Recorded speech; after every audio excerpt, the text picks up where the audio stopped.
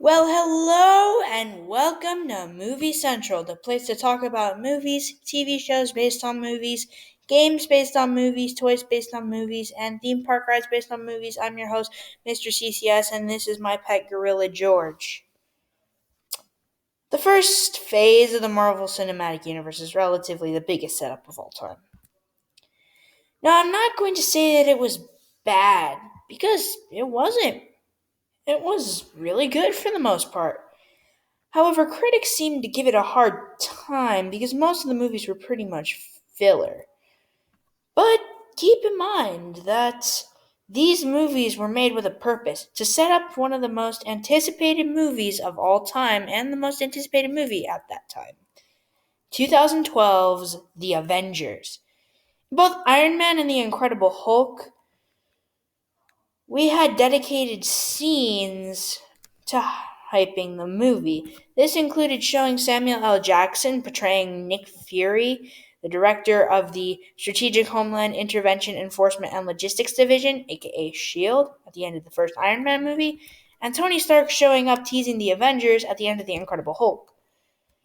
But the people at Marvel Studios decided to take a step further and making an entire movie specifically made for setting things up. And that's exactly what I'm going to be talking about today as we take a look at the 2010 Marvel Studios film and its first sequel, Iron Man 2.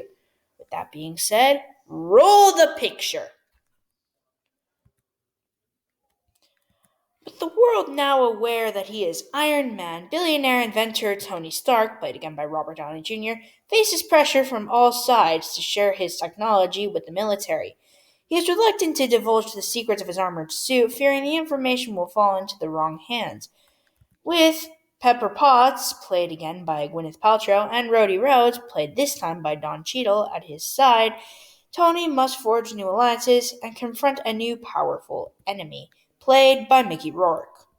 Okay, there are a lot of naysayers about this one, and if I'm being honest, I see where they're going. And I honestly think that this is one of the weaker entries into the MCU. I mean, don't get me wrong, there is a lot of great stuff in the movie. The opening scene is great, the action scenes are fantastic, the third act and a lot of other scenes are pretty good, but there are certain moments that are straight up boring or unpleasant to watch. The scenes with Hammer and Vanko are mixed bag. The scene where Hammer remodels the Iron Man suit is boring. And finally, the worst part of the movie is the first part of that party scene. It's got its good moments, but when it gets really over the top, it gets really over the top. And silly when Stark destroys stuff using the advantage of his Iron Man suit. Thankfully, Rhodey and Tony get into a skirmish before the scene can be ruined any further. How? How can this movie have the same director and still have a over the top scene? Okay, enough negatives. It's time to talk about the characters. How are they? Well, not many of them seem to change for the most part, at least. There are a few changes, but not too much. Tony Stark is still an egotistical maniac who cares about his money, but he still has a good side and he's dying, too, for most of the movie until he gets saved. Pepper is still the same character, even though she has a bigger role in the climax. Happy is still the bodyguard, and even he has some transformation. He partakes in the action scenes. Okay, it's time to talk about the new Rhodey. I said in the review of the first film that he went through a metamorphosis after the first movie, and that's sort of true. He still had some of the same characteristics and the same feelings for Tony in the previous movie. The only difference is he's played by a different actor, and he becomes the War Machine, someone who was Iron Man's friend in the comics. More on that later. Also, Nick Fury has a cameo. That's about it for now. Now, for the new characters. We have the gorgeously hot Scarlett Johansson as Natalia Romanova, aka Natasha Romanoff, aka the Black Widow. Yeah, she is a badass.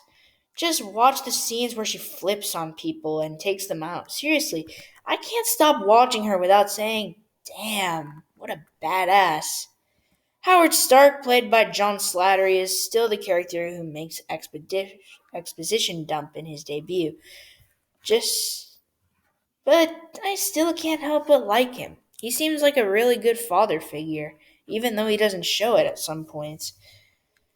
Just wait until he does some more cool stuff in Captain America the First Avenger. Alright, the villains. Now, Justin Hammer is Tony Stark's business rival in the comics and in this film, who wants to replicate the Iron Man technology. He gets as far as, well, remodeling the War Machine suit in the movie, but he actually does create the Steel suit in the comics. And let's be honest, he's underwhelming. Hopefully, we'll see him again somehow, but I just don't know. He's really just a one time villain in the MCU that's pretty much the same as Tony. The main villain of the movie is much more interesting, but he's kind of predictable. He's just got the same revenge arc as many cliched villains do. At least he's visually interesting with his whips and armored suits. Okay, fine, yeah, I gotta say, the visuals are improved on this round. I'm gonna be honest and say that the new Iron Man suits and the hammer drones are something I'd want to own. The action scenes are also pretty good. The top three, in my opinion, are the skirmish at the party, the final battle, and the battle on the racetrack in Monaco. They're fun to look at, and they're visually impressive. They are even written well. Now we get to the final verdict. I know this review was pretty short, but trust me, I have longer reviews coming in the future.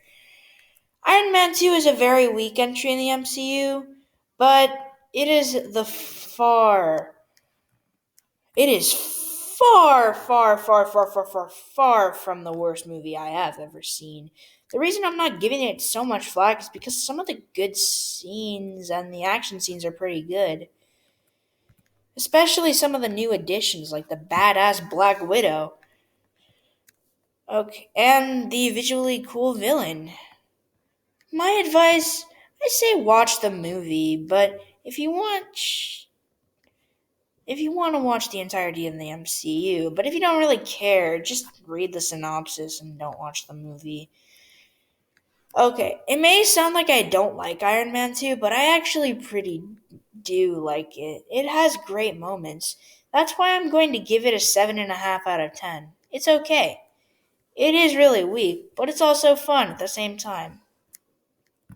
So yeah, Iron Man 2 is one of the weakest Marvel movies in my opinion, but there's still enough good stuff to give it a positive rating, as I said before.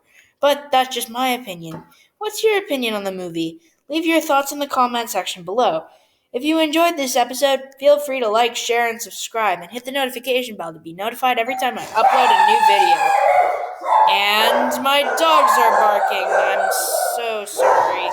This is gonna be bad. I'm sorry, you gotta listen to my dog's banter for a second. Oh my god, okay, I'm sorry, I'm so sorry. I'm so sorry. Oh shoot. Okay, I'm so sorry, guys. If you unsubscribe, I understand. Not good at all. Okay. Tune in next week when I take a look at Star Wars The Phantom Menace. Sorry about the dogs. With that being said, I'm Mr. TCS, this is Movie Central, and that, my friends, is a wrap. I'll see you guys next week.